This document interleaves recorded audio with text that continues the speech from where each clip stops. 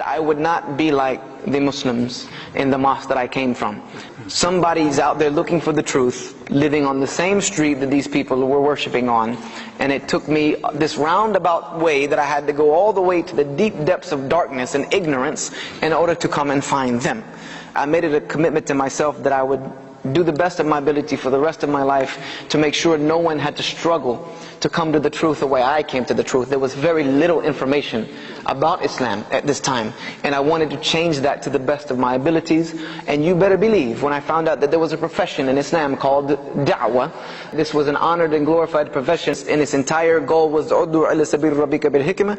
That's what I decided to become, and I will not change that, inshallah, for anything that comes in between me and it to my dying breath, inshallah. There are people just like me in 1997, right out here in Tooting, that want to know the truth. If they don't know they want to know, their soul knows. Because everyone that is not worshipping Allah as He should be worshipped, they have a hole inside of themselves. They have a gap inside of their soul.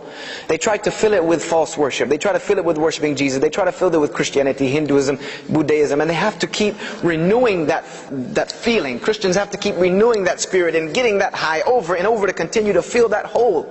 You know, some are filling it with alcohol, some are filling it with drugs, some are filling it with rap, some are filling it with whatever have you. But they are trying to fill that hole in their soul. And it can never be filled like that, and they realize that every single day. Because trying to fill that hole that is inside of your soul, a soul that does not worship Allah, is like trying to go to Brighton Beach and fill the ocean with sand. No matter how many buckets you pour in, you will continue to have the same amount of water. You only displace it to another area. And the soul can only be fulfilled and filled by the worship of Allah. As Allah says in His book, it is in the remembrance of Allah that the heart will truly find its rest. And that they need to know it. Yes, you may know it. You may agree with everything I have said. But what is connecting what you believe to them? What is going to make that connection? The Prophet Muhammad ﷺ is gone.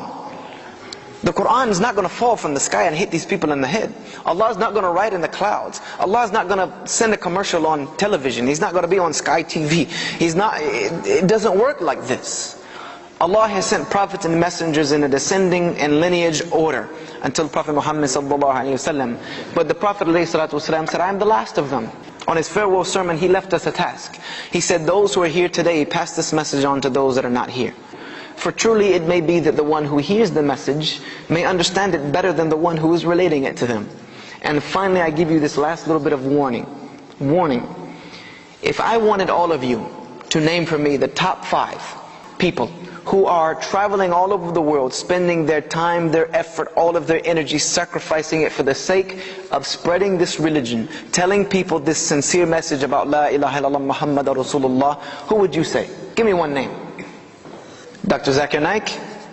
Yusuf Estes. Yusuf Estes? Abdurrahim Green? Yusuf Islam? Yasir Qadi? Bilal Phillips? Yushua Evans is a drop in the bucket for all of these guys? Yasir Fazaga. The majority of these people whom you named to me, what is common about them? Most of them are reverts. 9/10 of the people out there doing the job, doing the work of ud'u ila sabil rabbika bil hikmah are people who struggled to come to Islam. You can say alhamdulillah all day long, but that should make you worry.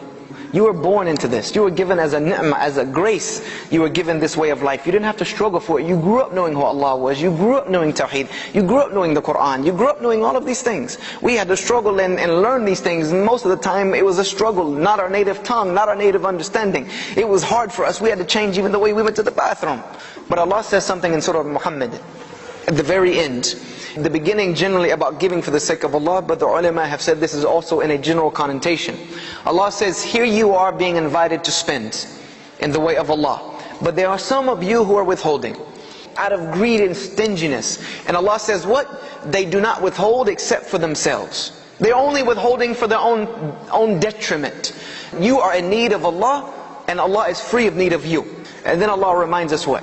And if you don't do it, if you don't put forward for my sake, then I will replace you. I will replace you with a people who will not be like you. And at the end Allah gives an insult. That is an insult. They won't be like you. Allah says they will not be like you, and that is a detrimental insult that Allah Azza wa Jal says. So think about that. Most of the people out there doing the job, yeah, the reverts, alhamdulillah, may Allah Azza wa Jal bless all of them. But who are the people that have known this since birth? Is it not more of a right upon you, not more of an obligation upon you to do this work so that these reverts can sit down and maybe learn the deen properly? Think about that, inshaAllah ta'ala, that we all need your help. Everyone has their hand to put in for this. Allah does not leave anyone out when He says, "Ud'u ila sabir rabbika bil hikmah." It is in the command, the amr tense, and Allah didn't say except for this and those and these and those and that. If you have no sincere excuse before Allah now, know that you will have no sincere excuse before Allah on the day of judgment. These people, we are responsible for them. We are responsible. There's no more prophet to be responsible for them. Who's going to be questioned about these people, whether they receive the truth? This ummah, this generation, this nation, because we interact with them every single day. If we don't do the job, Allah is going to send someone to do it, but it's not going to be good for those left behind.